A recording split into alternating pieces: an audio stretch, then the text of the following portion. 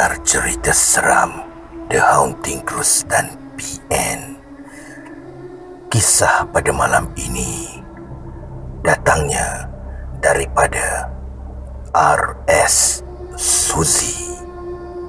Kisah yang bertajuk Jangan Dial Nombor Itu.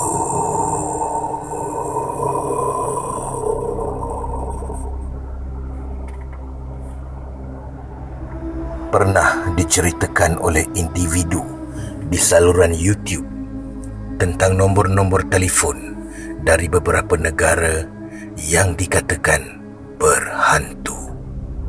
Sesiapa yang menelefon nombor berkenaan berkemungkinan akan ditimpa malang, diganggu, dan paling dahsyat, ianya boleh membawa maut. Kali ini Akak ingin mengetengahkan sebuah kisah benar melibatkan panggilan telefon. Kisah yang datangnya dari seberang tambak ini berlaku tidak silap akak pada pertengahan tahun 1970-an. Akak pun belum wujud lagi di dunia ini. Kisah berikut diceritakan oleh kenalan si suami yang berumur 8 tahun ketika kejadian berlaku. Bermulanya satu kes pembunuhan kejam pada satu keluarga berbangsa Cina. Pembunuhan yang tidak berperi kemanusiaan terjadi setelah rumah mangsa dipecah masuk oleh perompak. Kronologi kes seperti berikut. Pagi itu, semuanya normal seperti hari-hari sebelumnya. Keluarga Lim memulakan hari mereka dengan persiapan sarapan ke sekolah dan ke pasar. Encik Lim bertugas shift pagi. Dia harus sampai ke tempat kerja seawal 4 pagi. Dia bertugas sebagai seorang pemandu bas awam. Beliau keluar rumahnya jam 3.30 pagi dengan menunggang motosikalnya. Selepas Encik Lim keluar, isterinya akan berjaga untuk menyiapkan sarapan kedua-dua anak mereka, menggosok pakaian seragam sekolah, menyediakan bekalan makanan mereka dan memastikan buku sekolah yang digunakan untuk mengulang kajian malam tadi sudah dikemas dan dimasukkan ke dalam beg. Jika dilihatnya longgokan pakaian kotor dalam bakul sudah penuh, Puan Lim akan mencucinya menggunakan mesin basuh dan dijemurnya di koridor luar unit rumahnya. Jam menunjukkan tepat 5.30 pagi. Masa untuk bangunkan anak-anaknya siap untuk ke sekolah. Mereka bangun mandi dan bersiap, kemudian bersarapan bersama Puan Lim. Semasa sedang menikmati telur separuh masak dan roti bakar disapu mentega kacang, telefon rumah keluarga Lim berdering. Puan Lim bangun dari kerusi meja makan dan melangkah panjang ke meja kecil yang di atas letaknya telefon rumah. Ni hao, yang fu yu shi mei kia kinai di ma?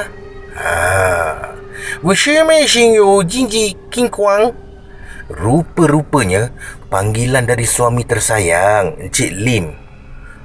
Wuli kaile kuan bau yu jia shi jinzhou he shen fen jing.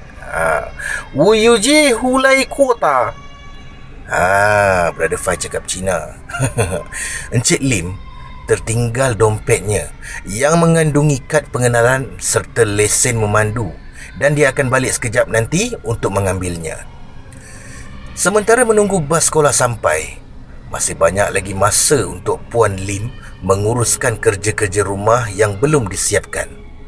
Selepas membersihkan meja makan, Puan Lim mengambil pakaian yang telah dicuci dalam mesin basuh, lalu meletakkannya di dalam bakul supaya mudah untuk dibawa keluar rumah dan dijemur.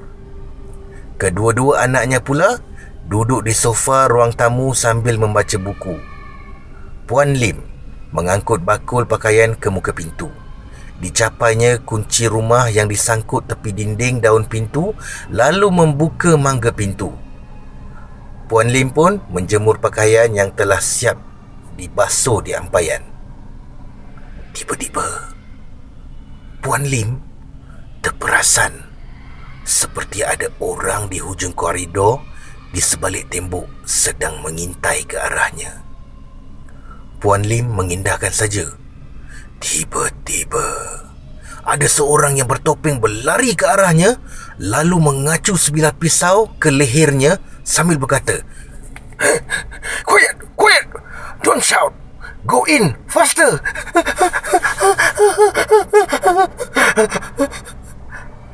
Ditolak Puan Lim masuk ke dalam rumahnya, lalu menutup pintu dan menguncinya. Anak-anak Puan Lim terperanjat dan terus menangis. Mereka telah diberi amaran keras supaya jangan menjerit. Jika mereka menjerit, mereka akan dibunuh. Perompak itu menggeledah seluruh rumah.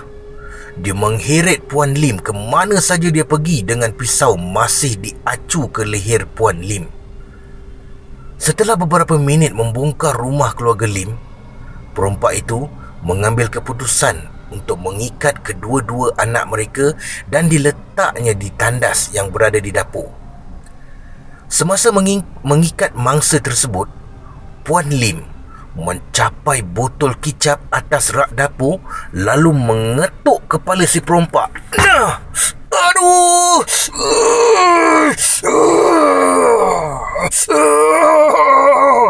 Malangnya, walaupun kepala perompak itu memancut darah, tetapi dia masih sedar. Akibat marah dengan tindakan Puan Lim, perompak itu bangun dan menerkam Puan Lim.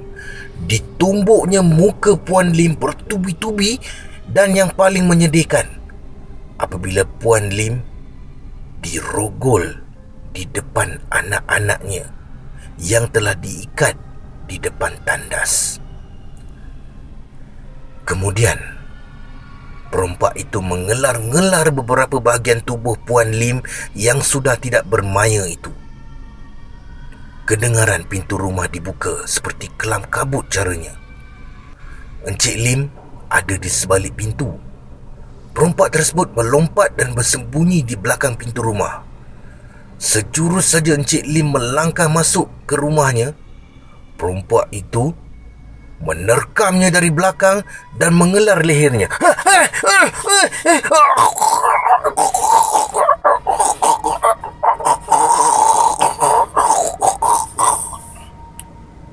Dipendekkan cerita, anak-anak pasangan itu telah ditikam berkali-kali sehingga tewas. Lalu kesemua mangsa dikumpulkan dan diletakkan di dalam tandas. Apabila perompak itu siap mengambil sedikit duit yang dijumpai dan seutas rantai emas milik Puan Lim yang direntap dari lehernya, perompak itu menuju ke pintu untuk beredar dari situ. Tiba-tiba telefon rumah keluarga Lim berdering. Sempat diangkat gagang telefon oleh si perompak, lalu dibiarkan ia terjuntai hujung meja.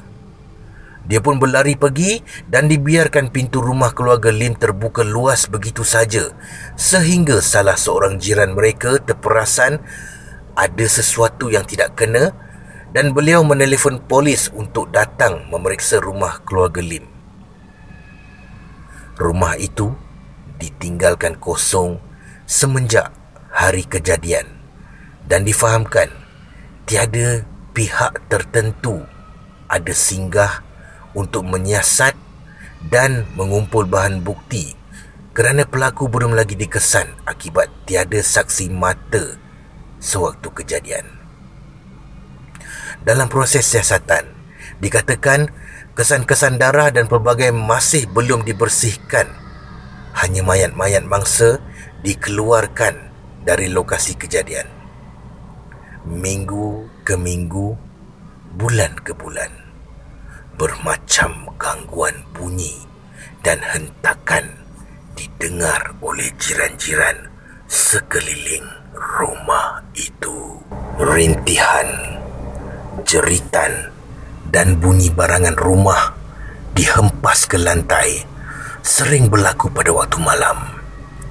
Ada sekumpulan kanak-kanak nakal yang dipercayai rakan sekelas anak pasangan Lim telah cuba menelefon rumah rakannya, salah satu mangsa pembunuhan. Apa yang mereka dengar telah membuat antara satu dari mereka histeria dan meracau. Menurut keterangan yang lain, mereka dengar jeritan meminta tolong, rintihan kesakitan dan bunyi sesuatu diseret dan dihempas ke lantai. Suara merindingkan meminta agar jangan dibunuh turut didengar. Makanya kisah panggilan berhantu itu menular luas ke seluruh negara sehingga ada yang ingin cuba mendengarnya sendiri, dan berlakunya kejadian kedua melibatkan pemanggil nombor telefon rumah itu. Remaja berusia 17 tahun terjun dari tingkat 10 flat tempat beliau tinggal setelah berkelakuan pelik seperti dirasuk dan mengakhiri hidupnya dengan begitu tragis selepas membuat panggilan ke nombor rumah keluarga mendiang Lim. Apa kesudahan panggilan puaka itu masih menjadi tanda tanya. Itulah perkongsian kisah dari seorang kenalan suami. Wallahu alam. Tiada kuasa yang melebihi kuasa Maha Pencipta, 7 petala langit dan 7 petala bumi. Allahu Rabbi. Sekian. Terima kasih, Brother Fah.